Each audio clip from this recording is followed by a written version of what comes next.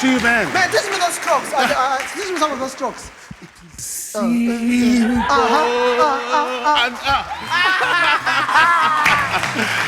Man, Good to see you. You're looking good, yeah? Yeah, that's it. Yeah, when I grow up, I want to be like you.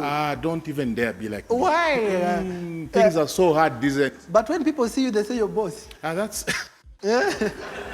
that's what they always say, but just get into my life and then you'll know. There's somebody who shelled me one time and said, Pablo, you're too small, that when your mother was expecting you, she was running to hospital. Before she knew it, the baby had dropped out. They always say the same thing, but I always tell them, you ask my mother, because when I was being breastfed, I was the best at sucking that breast. Oh. You can Google that. I Google that. Welcome, Mr. Dismas. Thank you. You can have a seat. Thank you. So, how does it feel being Dismas? It is, I don't know. I'll tell you, I don't know. Yes. Because first of all, I'm a mechanic. Huh? Yes, I am a mechanic, diesel fuel injection technician. Wait a minute. Yes. Cars are given injections? Yes, they are. Okay. So when you're a doctor. when I talk about diesel injection, yes. I specifically work on diesel engines. Oh. It be a truck, a generator, a marine, anything, like any diesel engine must have a component that pumps fuel into the system. So I specialize in that system. Absolutely. I'm a diesel fuel injection specialist. You rear rabbits? Yes, I do. And you eat them? Yes, I do. Those things are so adorable. Yeah, they are. But we make money out of them. Oh, yes, okay. Yes. Easter period, I'm so busy. Yes. Do you want one? As a pet? So anyway, that's what I do. Okay. And then I'm a rugby fan. Rugby? Yeah, rugby fan. Rugby player or rugby fan? Rugby fan. Wow. I wanted to play rugby. Then what happened? Remember, I came from all the way from Masaka. In Masaka, there is no rugby. Yes. I found rugby in Kampala. And it's remote. Where in Masaka? It must be a remote place. No, Gayaza. It's just 2 kilometers from the town. Yeah, you're city born. Not city born. The city of Masaka. Yeah, I'm a city born in Masaka. Wow. So you didn't play rugby, but you... No. Then how come you fell in love with rugby? I used to work in Nakawa, Spear Motors. Okay. And you know, Chadondo Rugby Club and Nakawa, they're so close. Oh. So I used to live, you know that thing of leaving work and then you want to have one or two. One or two juice. Drinks, we call them drinks. So I started coming to Chadondo, and then I met these guys playing rugby. I didn't understand anything about rugby. But once you take one or two, you feel like you can understand. I know. So I saw a loophole. They used to sing those songs because rugby was being played by students, people who went to good schools. Namiriango, Chisubi, name them. Chapa. Where? Yeah. Anyway, and they used to have those songs, and they used to sing in English, strictly English. Yeah. So maybe that explains why Bazungu like rugby. Yes, somehow. Okay. And I think they are the guys who brought it into the schools and stuff.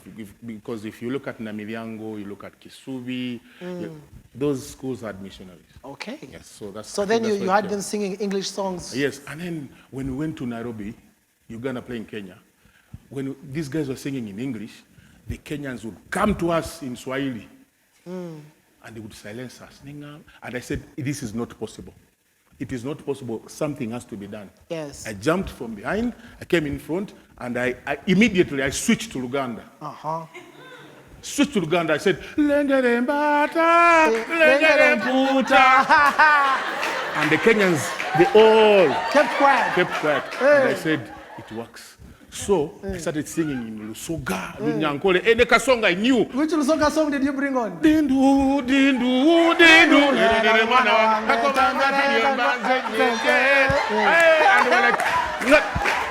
First of all, the logic was, sing something they don't understand. Yeah. And you'll be a superstar. Yes. And they said, you know, when I started supporting rugby, they used to call us the local guys. The local guys. Because we come from Masaka, there's no rugby. And you're not affiliated to any school. Yes. So I was the local guy. But in 6 months, I had turned over everything at the rugby club. So I became... So they no longer sing English? No English, how? You start singing English, They banter you immediately. That's why when I go out, when I go to Gulu, where Kabale, I want to learn those local songs. So as a cheerleader in the rugby space, Yes, please. What's your favorite local song that works the crowd and they all feel that, yeah, we can do this?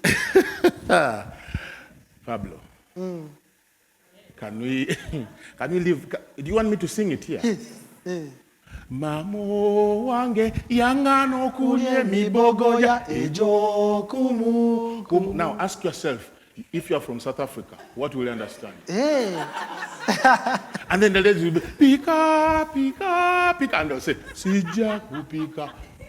Hey. Before you know it, the players understand it and they know we have to push and score. We have to push and score. That's why we have kupika all the time. Yes. So that's what we do. And then you become Dismas. How did you become Dismas? I was at a rugby at Chadondo. We had a Yes. very serious game between Cobs and Pirates. Yes. One of the biggest rival games. Yes.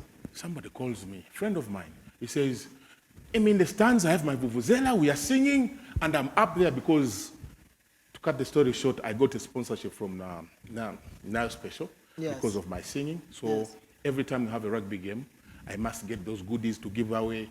I have the ones and twos, drinks, like drinks, yeah. to give away as well. You give us, you drink. No, I give, but I get drunk a little. Okay. Yes. Rugby is all about, it's an emotional sport. It can go either way. We either win or we lose. So we are either happy or sad, but the sadness goes away very fast because of the ones and what? And Ones twos. and twos. Actually, that's the reason I'm not into sports. Why?